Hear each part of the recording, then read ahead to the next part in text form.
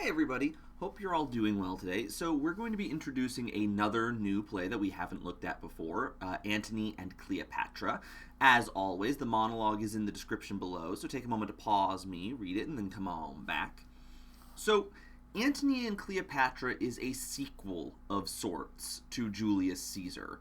Now, I say of sorts because it is not a direct sequel. It is something that is several years after the events of Caesar. But it actually follows, as the name would suggest, Antony, Mark Antony, who we talked about with the Julius Caesar monologues we've done, and his love of the Egyptian queen Cleopatra. Now, like Julius Caesar, this play is grounded in reality, meaning that a lot of the events of this play did in fact happen. Not necessarily the way that Shakespeare depicts them, but they were historically accurate. Antony did have a love affair with Cleopatra, and part of what became of that was a great war between Antony and Octavius Caesar, who, obviously not Julius, because Julius has been dead for a little while at this point. But yeah, this is all centered around kind of the collapse of things after Julius Caesar's death and after the shaky alliance that has been holding Rome together. So the monologue that we're looking at today is one of Cleopatra's, particularly from Act 5. Again, as we well know by this point, Act 5 means we're at the end of the play, so there's a lot of stuff that's happened. Essentially, short version, Antony starts out the play in Egypt with Cleopatra. They're having a wonderful time until a messenger shows up from Caesar saying, "Hey, Antony, we need you back in Rome because this kid called Pompey is making trouble." Antony comes back. There's a huge argument between Caesar and Antony, and one of Caesar's subordinates says, "Hey, hold on. We can make this all go away if Antony marries Caesar's sister, making them officially family, which means they won't have to argue, right?" Yeah, so that does happen. They marry Antony off to Octavia, who is the sister of Octavius. Yeah. Great naming conventions, that. But anyway, they end up making peace with Pompey, and things seem to be going well, and Octavia and Antony head off, they do their thing, and then suddenly everything starts kind of falling apart. Caesar starts doing some weird things. He goes off against Pompey himself. He then goes against one of the other people who's leading the Roman Empire with him. Octavia is convinced by Antony to go to her brother, and Antony takes that opportunity to fly right back to Egypt to go to see Cleopatra. And short version of the rest of it, Antony and Cleopatra end up at war with Caesar. And there's some things that happen. There's a lot of back and forth. Antony has some really high moments, some really low moments, has some moments where he absolutely just breaks down because he does some stuff that he shouldn't have done. And eventually we get to this point where in the city, they're fighting in Alexandria, Egypt, and as things happen, there's just been a big argument between Antony and Cleopatra because of things that Cleopatra has done. And Antony goes off to fight, and eventually one of Cleopatra's handmaidens comes up and says, "Hey, by the way, Cleopatra just killed herself." And by now anybody should be getting very strong Romeo and Juliet vibes, because that's about what happens. Antony, suddenly overcome with grief at the thought of living in a world without his Cleopatra, decides to stab himself. It doesn't stick for about 2.5 scenes.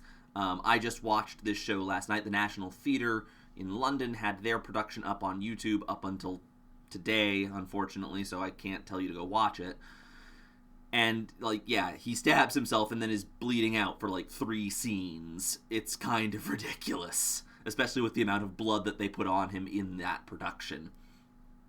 But anyway, he does that, and it turns out she didn't actually kill herself. He's brought to where she is. He is able to say a few last words. He dies.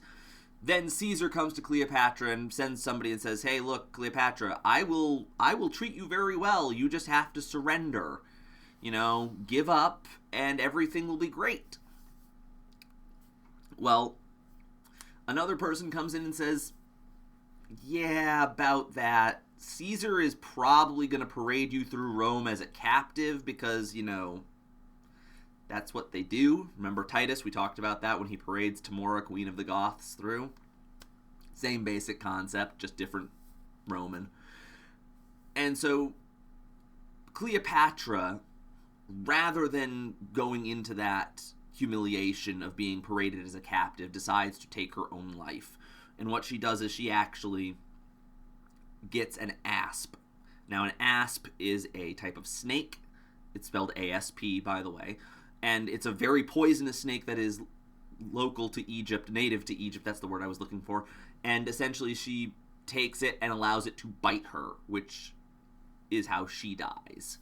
And so the monologue we've got today is she has made this decision, the snake is on its way, and she's like, got her two ladies in waiting on either side of her, Iras and Charmian, and she says, ladies, give me my crown, my robe, all my finest things. I'm going out like a queen. And she does. Now, I did cut some of this monologue off at the end, because what happens is at the very end, Cleopatra, in bidding farewell to her handmaidens, gives them each a kiss, and Iras drops dead right after the kiss. It's not really explained why. Most people would say a broken heart at the side of her queen doing this. But yeah, and Charmian eventually also commits suicide by snake, like her mistress.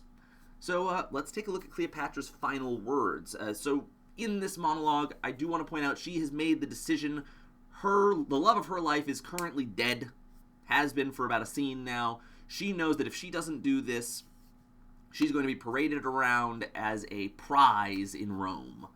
And so she is determined, she is very calm, and she is, quite frankly, prepared is the best word I can use. Definitely prepared.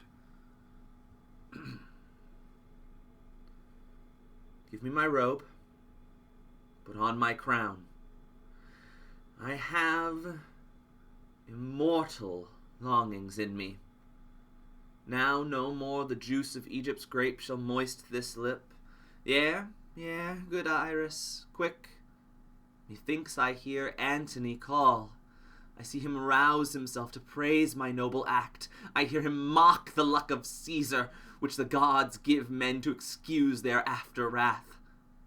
Husband, I come. Now to that name my courage prove my title. I am fire and air. My other elements I give to baser life. So, have you done? Come then, and take the last warmth of my lips. Farewell, kind Charmian. Iras, long farewell. Tomorrow's Friday. We'll be back with Hamlet. Bye!